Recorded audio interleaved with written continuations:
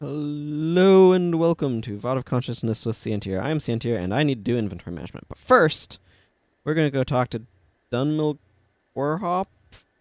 And he talks about something or another. This is all a bunch of lore. If you want to read it, you can pause. The main point is we need to go kill a bunch of wardens. Count Durheim, I think, has the next quest that we need for actually... Yeah, this is the next one that we need to do. Again, if you care about the lore, you can pause it and read it. So this is an area where you can make more advanced Kurzuki things, I think. But what I'm going to need to be doing is I'm going to need to be clearing out my inventory because it's full of stuff after the long last mission. And apparently I left Facebook Sounds open. My apologies. That was not you. Probably. Sire, pretty cool. Oh, okay. This is super useful because this is minus 5 energy, which is useful for hiding energy. One of the concepts is this takes off of your maximum, as it were. Or is it your... Basically, the idea is if you swap back to this, you'll suddenly have... Or off of this, you'll suddenly have 5 more energy that was hidden. Is the way that it works. Sire, pretty cool. This character doesn't really have need for daggers. I have Alaria's double blades if I'm going to do daggery things. That's more in line with what this character is. Anyway, I spent some time in between episodes rearranging stuff going on in my party because it needed to happen.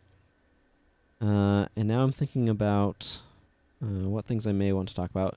Gigos over here makes armor for people who are not me, because I am a paragon, and they're like, what's a paragon? We don't know how to make paragon armor. And I'm like, oh. Yeah, he's like, yeah, nothing. I'm like, oh.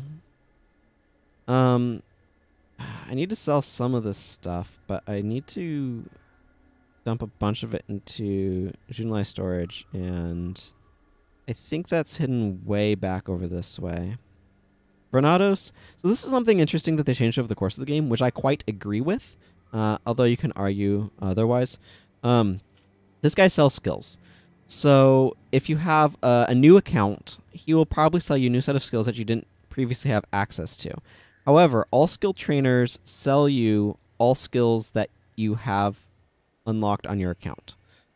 So what that means is when I go to this guy, he will sell me literally every single spell that I have unlocked on my account because I have all unlocked on my account. He sells me every single skill that he could possibly have available to sell. However, if you're new, then the skill trainers often have new stuff for you to pick up. So one of the things that's always really exciting is when you go to a new area, and my goodness, they hide the Xunlai storage in here. I feel like all of the Kurzik maps are like scaled up like twice as big as they were meant to be. I don't know. I mean, I don't know that that's accurate, but it certainly feels that way. I did not get my bow staff. Well, it was a different bow staff. But, oh well. This is just absolutely ludicrously enormous. Like, it seriously feels like they doubled the sizes of everything compared to what it was meant to be.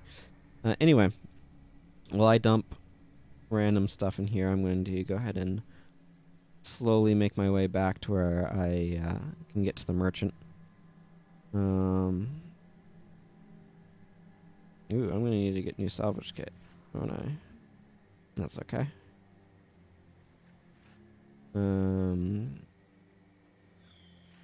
Okay, that's probably pretty reasonable. One of the things that you'll find in this game is that minor runes are often traditionally worth more than major runes. This is due... Yeah, okay. Vitae might be worth something. Undertaker's is not going to be worth anything, though. This is due to the fact that minor runes don't have a health penalty, while major and superior runes typically do. Of course, except for the ones that give you health. But anyway, if I want to go get that rune evaluated, and I do, the best place to do that is in my guild hall. I'm actually looking to potentially change my guild hall, but it's a little bit of a convoluted process on account of... There's the rune trader. The item that you use to change guild halls, and this is like a pretty location, don't get me wrong, but it doesn't have much nostalgia for me. So I kind of want to change to one that's more nostalgic. By the way, plug for my Patreon if you want to go support me, patreon.com/Sientir. But anyway, as I was saying, Undertaker's Necromancer, yeah, not worth anything. Bloodstain is worth a ton, but that's not surprising. Vitae is also worth a ton. Wow. Like Minor Vigor. Wow, yeah, some of these are crazy. There's one point in time where Superior Absorption runes were worth 100k, not 100 gold. Those days are long gone. But you can see that like Rune of Superior Vigor have always been kind of super valuable. But even like this Rune of Vitae, which just gives you plus 10 health, is absolutely 100% worth pulling out of this armor. And I lost the armor, so you see that it broke. The Perfect Salvage Kit doesn't break things when you take them from it, but they only have 5 charges and they're a little expensive to craft, relatively speaking. So this I'm just going to go ahead and sell because I don't need it, but that thing was worth 1k, which is pretty ridiculous. Anything that buffs or boosts your health or whatever what I'm looking for like that is generally worth quite a lot. So I'm just going to go use this merchant. But yeah, so I'm looking to change my guild hall, but the traders that would normally do it, the item that they have is completely out of stock last time I checked. So I would have to acquire one a different way, which is doable, but you know. Okay, let's deposit our funds and plug the Patreon again and go back here. Okay, so in the story at this point, what we need to do is we need to go to the Unwaking Waters area to meet up with the rest of the team. With Master Togo and the Luxons, because we've decided we're going to be allies, sort of. Except for all of the PvP-related world-building stuff. This game has issues with some of that. Here's Brother Menlo. He joins us like, okay, we need to go catch up with Master Togo. I forget the exact best route. I feel like probably up this way, but I don't remember. Anyway, I'm using a bunch of monk skills because I felt like it. Probably not optimal, but I don't care.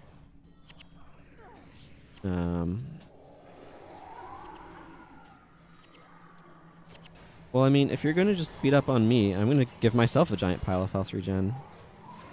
What up? I can do that.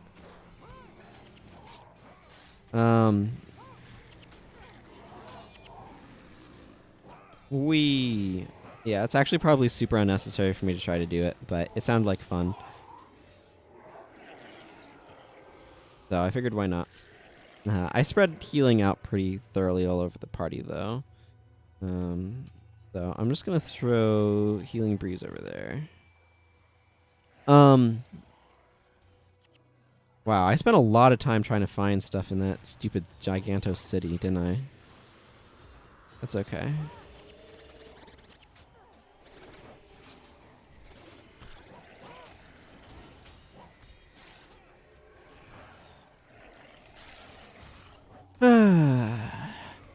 Let's see. What do I have to say? Tomorrow's my birthday. That's exciting. By the time you see this, it will no longer be that tomorrow. I'm recording this on a Thursday, so it'll be interesting.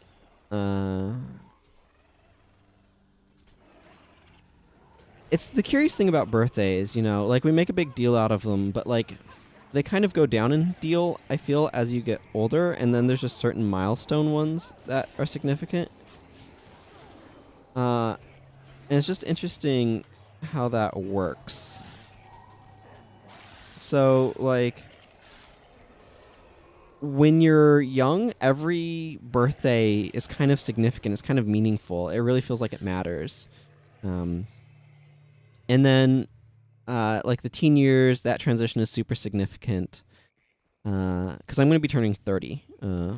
And I was thinking about, like, what it means to turn 30.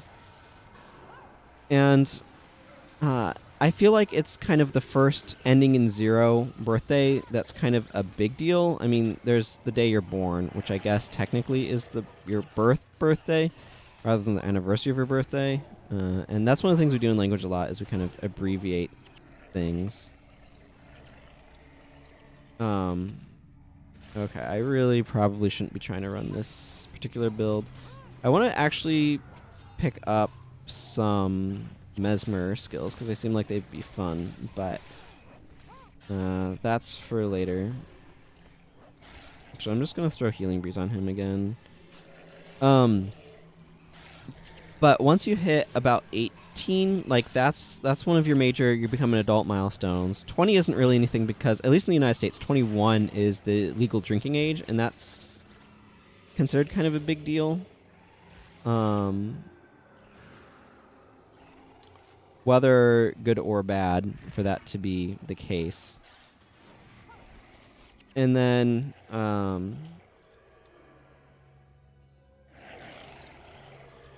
when you hit 21, you're kind of out of major milestones. There's 25 for being able to rent a car, but that's not usually seen in quite the same culturally significant way in the United States. So I feel like the culturally significant holidays kind of start at once in terms of ending in zeros, start at 30, and then it's like 30, 40, 50, 60. All those are kind of important. Elias, by the way, is taking those huge health hits because he is running a very important necromancer skill called Blood of the Master, which heals all allied undead minions. So, like, if you read this, it's all of your undead allies are healed. And you sacrifice additional health for each minion healed in this way. Right now, both he and Parias are making minions. I have that going on because I wanted to run a funky... Whoop, I'm not going towards that chest. Funky build on Parias, which you can see down here in the lower left-hand corner. Where specifically he has a couple of minion creation spells, and he's also using Explosive Growth, which deals lightning damage whenever he creates creatures. So he can make some minions.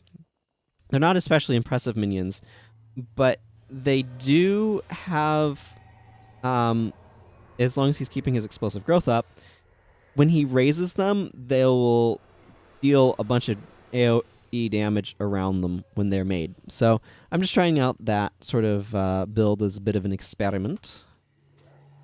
But it does mean that his health keeps dipping like crazy. So.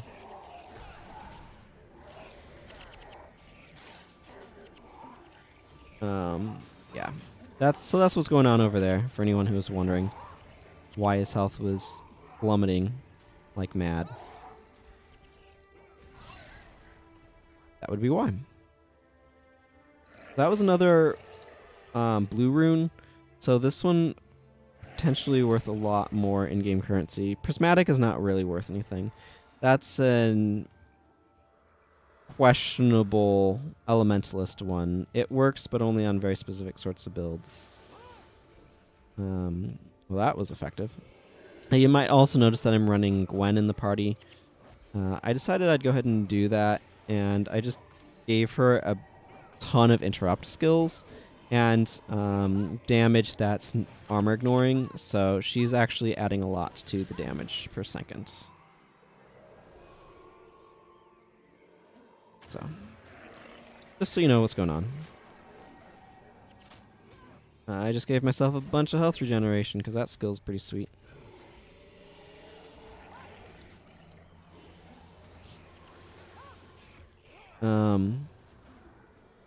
Yeah, it's just interesting thinking about turning 30 and what have I accomplished with my life, and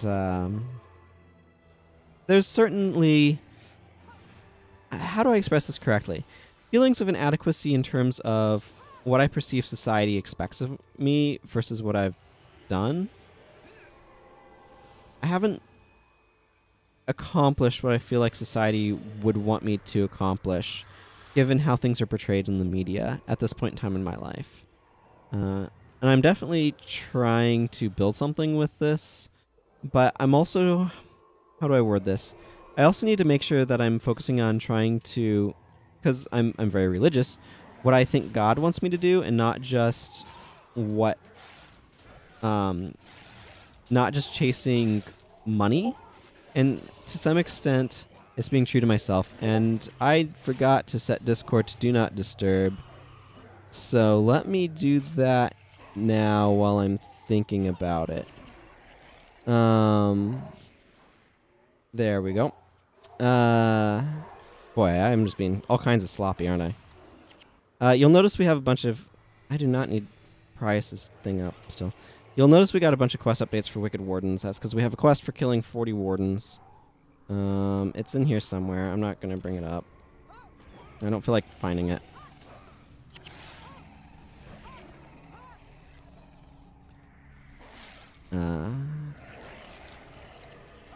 But anyway, so, like, culturally, I feel a little frustrated because it's like, people ask the question of, what do you do? And it's like, how do I say, I am attempting to make something of myself, also I am 30.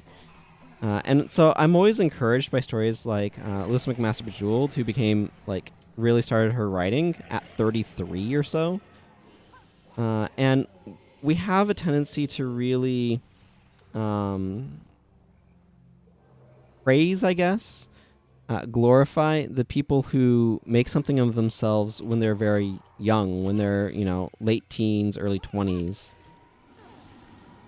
But I'm not sure how much, that creates a perception that if you've not done that, you're a failure. And I'm certainly not in the sort of position that ideally the world would want me to be in. But anyway, I'm trying to be the best me that I can be. And for that, I've had to just unlearn a ton of stuff that society has taught me. Anyway, we've gone long enough on this episode, so I'm going to go ahead and cut it here. I would do a nice pretty wave, but as you might notice, we have gigantic hordes of undead minions running around, so this making it a little awkward to get a good shot. But until next time, everyone, take care. Bye-bye.